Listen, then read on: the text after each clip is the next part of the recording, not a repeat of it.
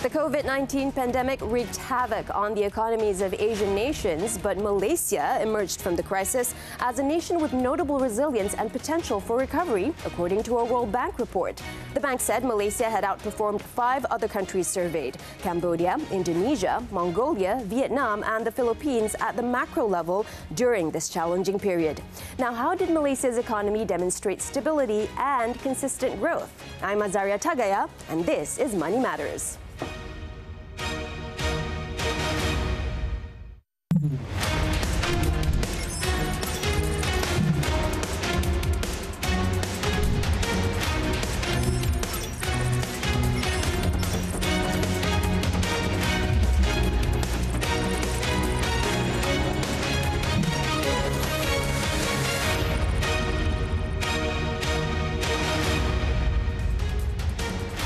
Hello there and welcome to Money Matters on your favorite channel right here on TV3. And we're also available on HD via Tonton. Well, today we have in the studio World Bank Country Manager for Malaysia, Yasuhiko Matsuda. Thank you for joining us. Thank you for inviting me. Well, it's our pleasure to have you on the show, and we're talking about the World Bank report, Crisis Recovery and Learning from COVID-19's Economic Impacts and Policy Responses in East Asia. That's the title of the report. And in this report, the World Bank actually takes a look at 6 East Asian countries and how they managed to hold up during the COVID-19 pandemic and after also. So could you first start off by telling us more about what were the key factors that actually contributed to Malaysia's performance and resilience during and after this period? So thank you very much. We conducted surveys of firms and households in these 6 countries, asking roughly the same kinds of questions to be able to track how people and companies were coping with the crisis. The real-time data was scarce, and we thought it would be useful to have this kind of information. And afterwards, we collated the information to do comparative analysis for the purpose of drawing lessons. And perhaps we shouldn't be surprised that, at least in comparison to these other 5 countries, Malaysia is the most developed. And that matters. It's really the fundamentals of the strength of the economy that made a difference. So if you look at basic macro indicators, in terms of the income level, the level of poverty, the health of the public finance, the strength of the financial sector.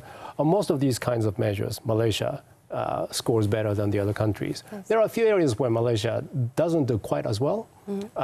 Public finance, the level of public debt was a little bit higher than actually most of the other countries. It's still not alarming, but it was one difference. And the inequality is actually higher than most of the other countries. And this, of course, matters for the pandemic. In terms of more detail, so our data show that throughout the pandemic period, countries like Indonesia and the Philippines, companies were, about 50–60% of the companies were letting go of their workers. Whereas, reporting sales loss compared to the pre-pandemic level.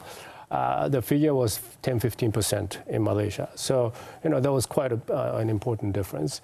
And one of the key differences, going back to the fundamentals, was the diversified nature of Malaysia's economy. It's the fruit of years and years of economic development. So as we all know, sectors like tourism, hospitality, F&B, they were hit very hard because they relied on human-to-human contact.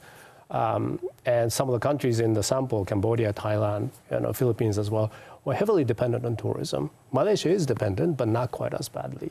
And instead, Malaysia has other competitive sectors like E&E.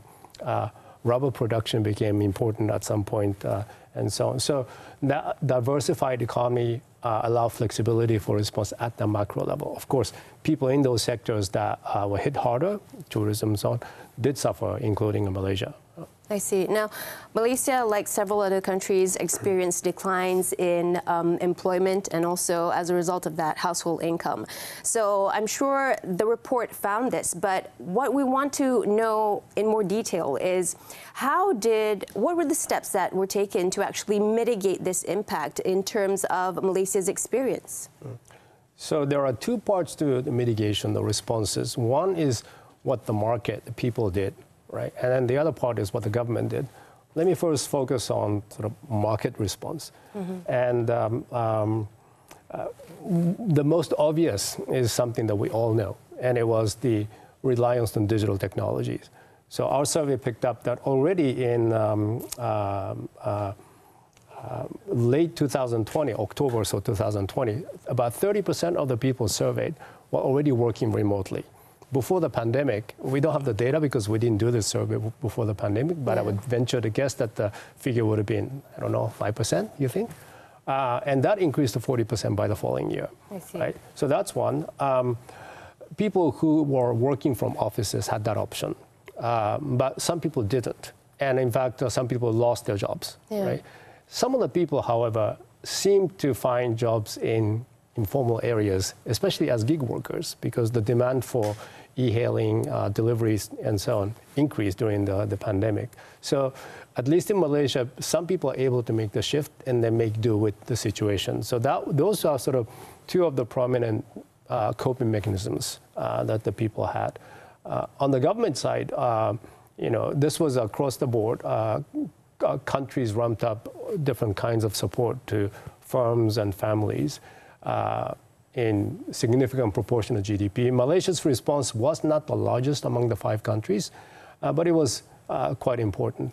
One part that stands out from the data that we have is that Malaysia's response relied less on direct fiscal support and proportionally more on things like tax exemption. It's fiscal, but it's not government spending, right? Or foregoing loan repayment and so on.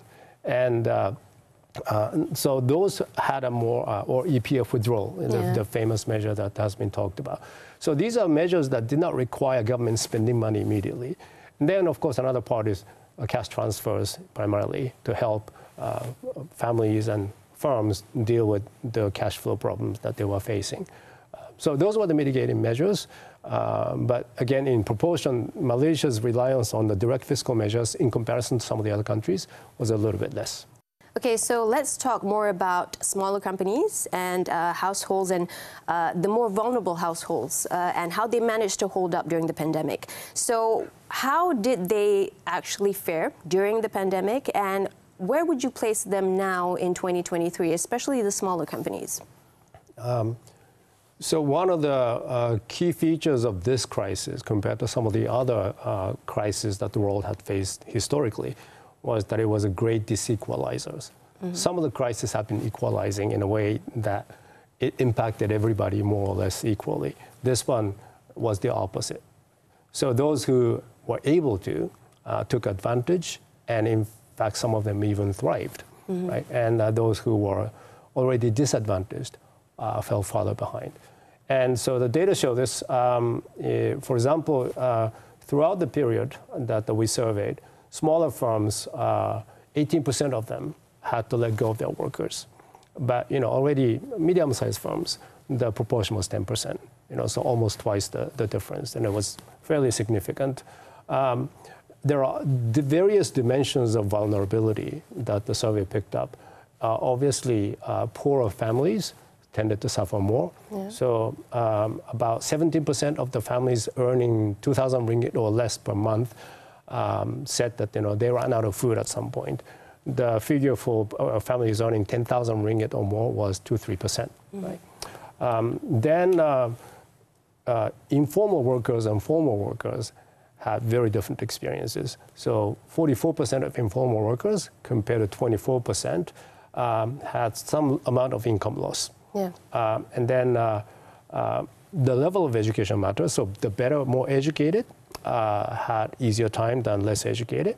So 42% of workers with primary education or less compared to, again, 24% of the workers with post-secondary education had income loss. Right? So those are some of the differences. Young people suffered when it comes to accessing jobs. Youth unemployment, the unemployment of people between the ages of 18 to 24, for example, is a universal problem. But during the COVID, they were hit even harder. So 34% of the young people reported that they didn't work throughout 2021. The comparable figure is 11% for people who are a little bit less young, 25 to 34-year-olds. So it really made a huge difference. And 14% of the young people lost their jobs compared to 6% of 25 and above. So those are some of the granular differences that our data picked up. I see.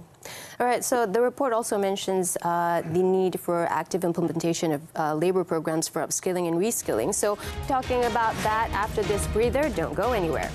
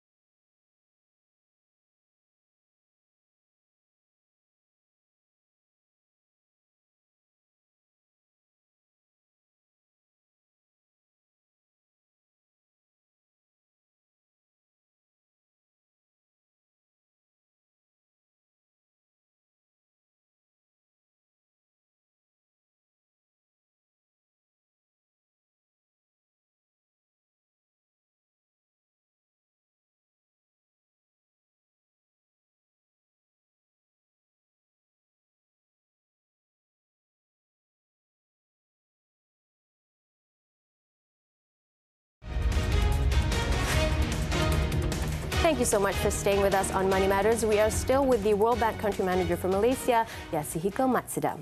Now, Dr. Matsuda, before the break, we talked a little bit about some of the basics that were covered in the World Bank report. The report also suggests that Malaysia's government assistance package during the pandemic, it actually had wide coverage, but it mentioned that it could have been better targeted. So with Malaysia moving towards the possibility of eliminating the classifications for income such as B40, M40 and T20 in the future, what's your take on this? Could this possibly be a good move that could help target assistance better for the people? Well, thank you very much. In fact, I think that this is one of the major takeaways of our report for Malaysia and also for other countries, which is to strengthen social protection. And cash assistance is a key component of it. And it was very impressive that Malaysia ramped up cash assistance very rapidly during the pandemic. Not every country was able to do it. And Malaysia has been able to do it because it has some of the basic infrastructure, especially the payment method, with the wide use of e-payment and so on. Many people having bank accounts. These are not things to be taken for granted, you know, depending on the level of your country's development, right? So Malaysia had all these things.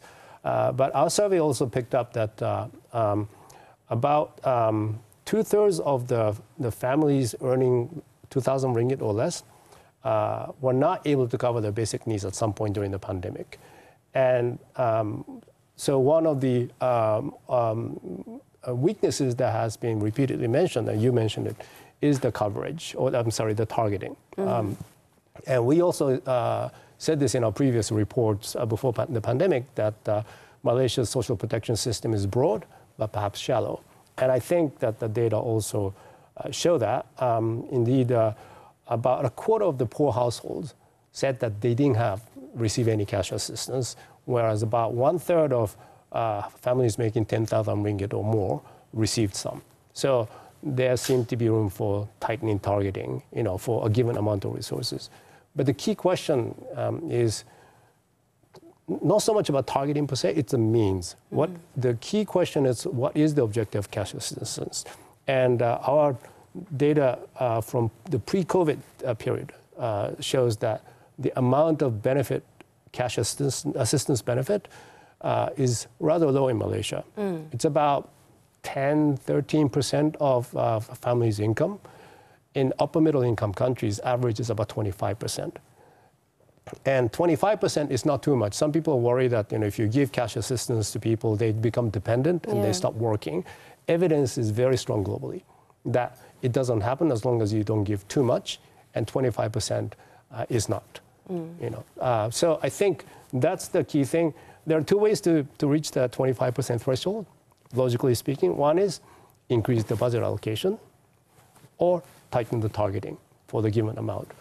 Just the back of the envelope calculation suggests that if the government allocated all of the available cash assistance, which now reaches about almost 80% of the households, to say B40, 40%, it will still not be 25% of the household income on average. So, maybe a combination of tightening and maybe some additional allocation might be needed if there's an agreement that 25% is a reasonable target. I see. Interesting. Now, the report also suggests the implementation of active labor programs for reskilling and upskilling. So what programs are we talking about exactly? Could you elaborate on what the possible impacts these could bring? And also, how will this align with Malaysia's long-term economic goals? So for us and for many experts who work on social protection issues, active labor market programs are an integral part of social protection system.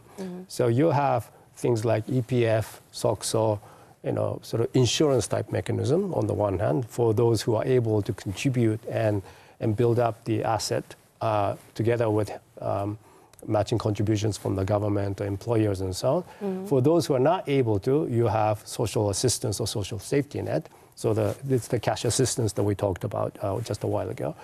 They're all intended to help people manage various shocks and situations throughout their life cycle, throughout their working lives and beyond. But it's not just these handout type things, right? It's also intended to help people, stand on their own in the labor market.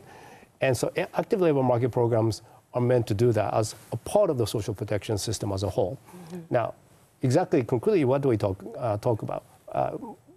These are programs that are intended to train new young people coming into the labor force, specifically for certain jobs, or retrain people who want to switch from certain areas to new growing areas, such as picking up digital skills and so on, maybe language skill or whatever. Then helping people find jobs. Accessing information is not always easy. So part of the service is job matching services and counseling to give people advice on how to go about job search, and then also provide information with some support so that the people can find the jobs that match what they're looking for in terms of their skills, experience, and also aspiration. I see. Okay. What about looking at Malaysia in comparison with the 5 other countries surveyed? What would be some of the successful initiatives or policy measures that were implemented by the other countries that Malaysia could possibly adapt in order to better manage its economy moving forward into the future? So because Malaysia was a front runner in many ways compared to these other countries, there are many sort of direct things that Malaysia can copy and paste from any of the other countries. But some of the good elements that are worth thinking about, especially when it comes to active labor market programs. For example, you don't want to be supporting industries that are not competitive, right? Or companies that are already failing, and then subsidizing those companies to keep their workers.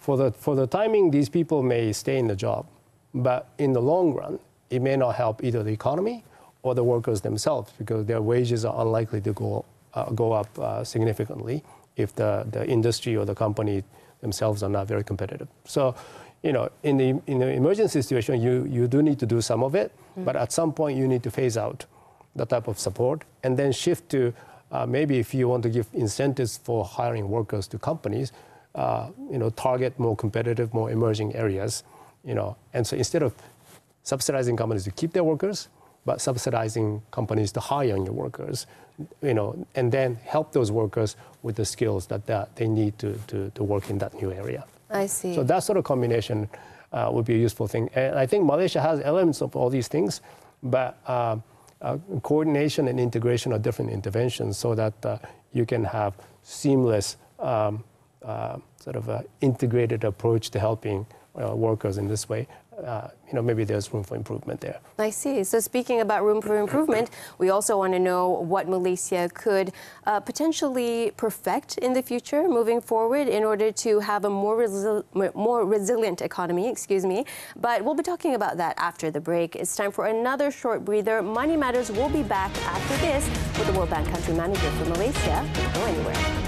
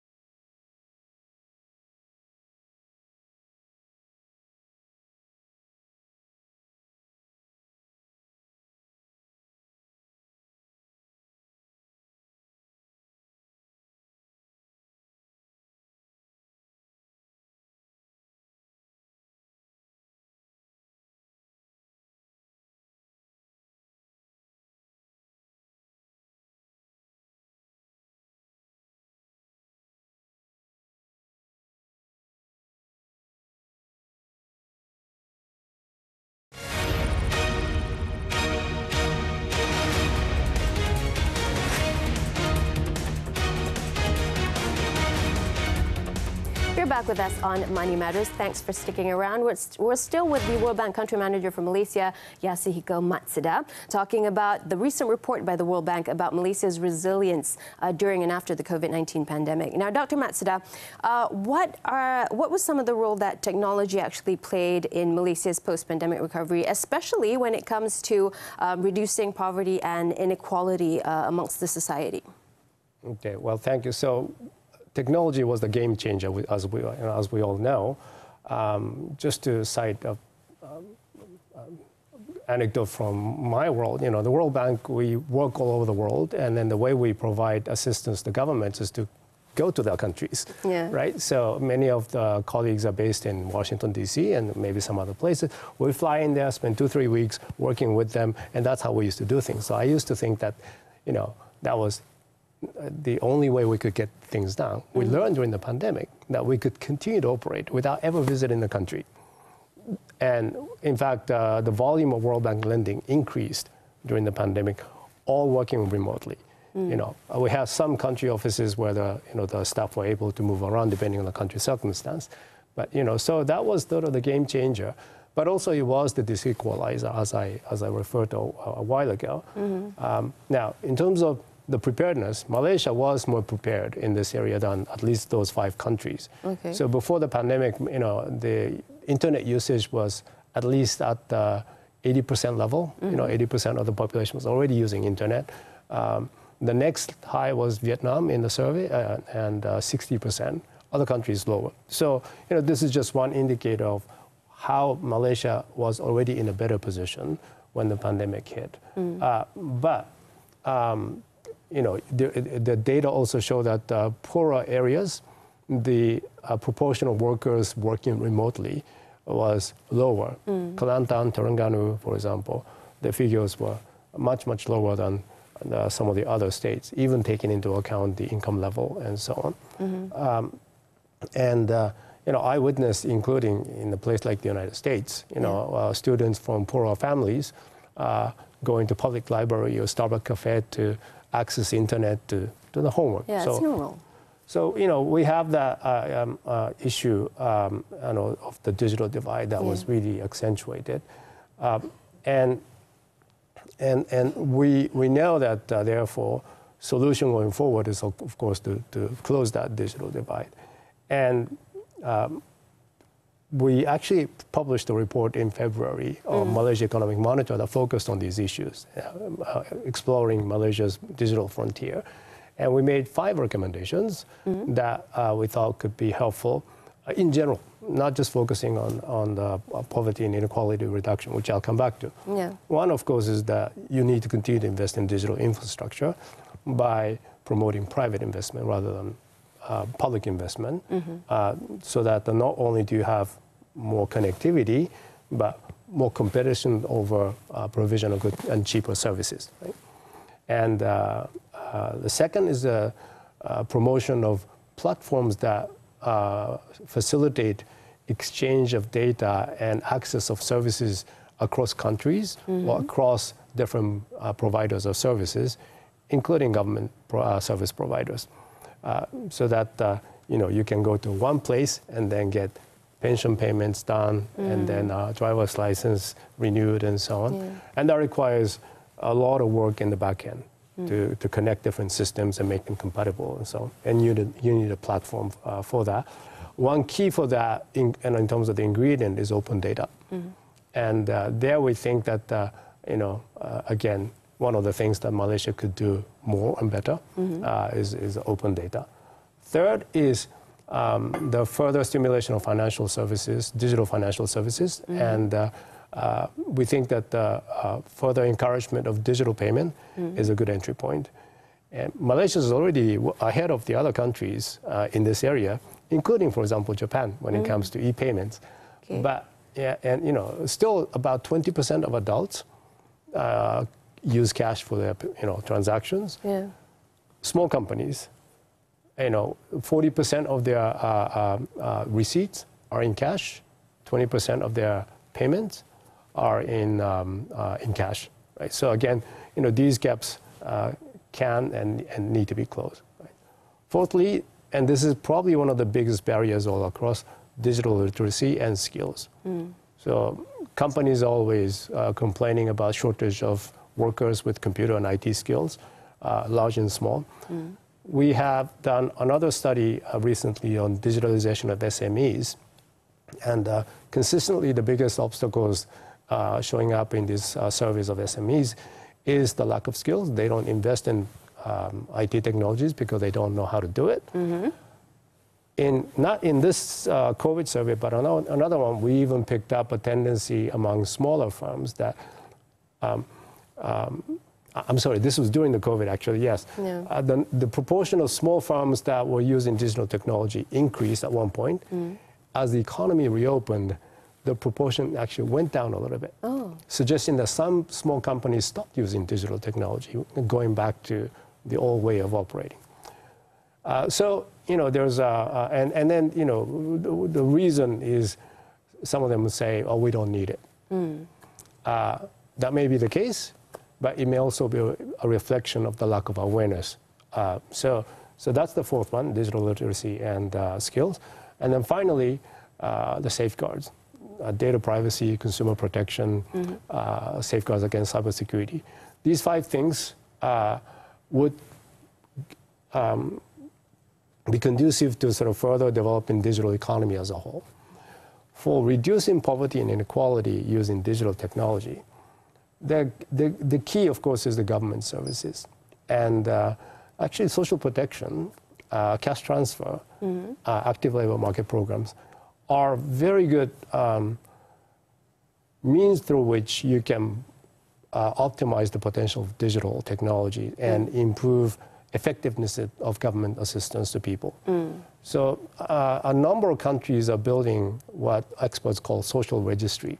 It's basically a big database, integrated database of people and families with key information about where they are, what's their economic status, how many children they have, and so on, so that if and when there's a need, they can be reached fairly quickly. It's also a way to make sure that different programs can reach different people according to their needs without unnecessary duplication. And I know that the government is building some sort of database. I don't know the details. Indeed. So it's the step in the right direction. Experiences from other countries suggest that it's possible to do, but it's not that easy to do. It's not as easy as it may sound. And the key, of course, is not to just integrate the data, but also constantly update information. Because you have survey data showing what percentage of households in a country is poor. Yeah. They move up and down, right? Yeah. And so you want the registry to be able to capture that movement up and down through at least annual updates of the information. So that's the kind of thing that the digital technology appropriately deployed would facilitate. And if you combine that with clear policies on cash transfers, active labor market programs, what kinds of people should be eligible for what kinds of support, what should be the level of support, how long the support should be provided. You can manage all that, through digital means these days. I see. Well, Dr. Matsuda, moving forward, I'd like to first mention a recent report by Moody's Analytics that said that a 4% forecast for Malaysia is reasonable for this year. And it also said that tourism and the labor market is expected to pick up. So on that note, moving forward, what do you think would be some of the main policy priorities that Malaysia should consider putting in place to move forward in order to ensure a more sustainable and also inclusive recovery for the society in Malaysia? So tourism is a key sector for Malaysia, but there are many others, right? And experts, I think, are saying that one of the key constraints is the availability of skilled workforce, and skills, not just digital skills. There is other range of skills, soft skills, so-called soft skills that are ability to communicate effectively or ability to problem solve, languages and so on. A number of these are going to be important for people working effectively in tourism industry. One concerning thing is that our assessment suggests that about 40% of Malaysian children are not able to read and write at the level expected of their age. This is what we call learning poverty. And so the cause of the skill shortage may be deeper than just effectiveness of the TVET program and so on. So clearly, that set of things is a big priority. Another features that I think is interesting about Malaysia's economic structure is that you have a lot of SMEs, but you have a lot of SMEs in every country. Actually, the proportion of SMEs in Japan is about the same as Malaysia. A difference is that, say in Japan, many SMEs are integrated into competitive sectors and export sectors. Here, many of them are not. So establishing that linkage would allow the currently vulnerable SMEs to benefit more directly from competitive sectors if indeed the situation facilitates or favors certain sectors like E&D, during the pandemic. It's not always the case that the same sector will continue to thrive, right? So, of course, there's going to be a variation. And formalization of the economy, I think, is important. In our estimate, and there are different ways of defining and estimating the level of informality. In ours, it's about 20%. In other countries, like Singapore and Australia, it's like half that. So, there is still scope to reduce it. Informal firms and informal workers are more difficult to reach with assistance. If you wanted to introduce something like tax relief, informal firms are not paying tax, so they cannot benefit from it. Similarly, informal workers. So, reducing the level of informality in the long run should also help. And just one last point, the back to social protection. The system of, the digital system and so on that I was talking about around the social registry, the concept that many countries are trying to operationalize is called adaptive social safety net. So you have a core system that allows you to know where people are, what kind of situations they are in, and then as need arises, and the need could arise from natural disaster. Certain neighborhood is hit by floods. You know, you have the registry to know how many families live there, what's their income level, and so on. The government can quickly come in with the relief. Just for 1 month, 2 months, you can withdraw it. You know, so that's the ability to scale up and down as needed, and that's the adaptive social safety net that the countries are going for. And I think it'll be a good idea for Malaysia to also think about it. I see. Now, one more point is that the report noted that Malaysia relied more heavily on support to firms rather than direct support to households. You also mentioned this briefly just now. How did this approach actually impact the overall recovery process for the country? And also, could there have been a rebalancing of the support measures, do you think? So unfortunately, our data are not granular enough to suggest whether Malaysia had too much on one side or another. We do have information to suggest that at least the cash assistance could have been somewhat stronger and perhaps a little bit more efficient. I mean, it was not ineffective at all, right? It was fine, but I think, you know, it could have been stronger, because there were some families that reported, you know, having difficulty despite receiving cash, or not receiving, you know, or some not receiving it despite having the need to do so. Yeah. So we have that, but we don't know about the balance. But one thing that, as a general principle, you want to make sure to do is that you don't want to be supporting sectors or companies in weak areas for too long. Yeah. And again, I'm not saying that Malaysia did it, but there's always the risk that if you're providing subsidies and fiscal support to companies, some of them may not be competitive enough to survive with or without government subsidy anyway. Then you don't want to prolong that. Now, one good data point from our survey, and not directly related to government assistance, but still good news, I think, is that in general, more productive firms were able to retain their workers. So that means that maybe they also, you know, the market was working in some ways. You don't want a perverse situation where unproductive workers, you know, staying in the market for long. You know? So at least, you know, we don't have the evidence to say that that was happening. I see. Well, evidently, there are many lessons to learn from Malaysia's journey so far that could possibly contribute to more resilience and social inclusivity in the future. Thank you so much for sharing your insights with us and sharing some of the results from the report on Money Matters today. It's been a pleasure speaking to you. Thank you so much. It's been a pleasure to be with you too. Thank you. Well, that was our guest, Yasuhiko Matsuda, World Bank Country Manager for Malaysia. Thank you once again for joining us on Money Matters this week. And that's it for today's episode. If you missed the earlier part of this episode, you can also catch it up on Tonton. And for more money insights that matter, be sure to join us again next week, same time, right here on TV3. I'm Azaria Tagaya. Thank you for watching and have a great weekend.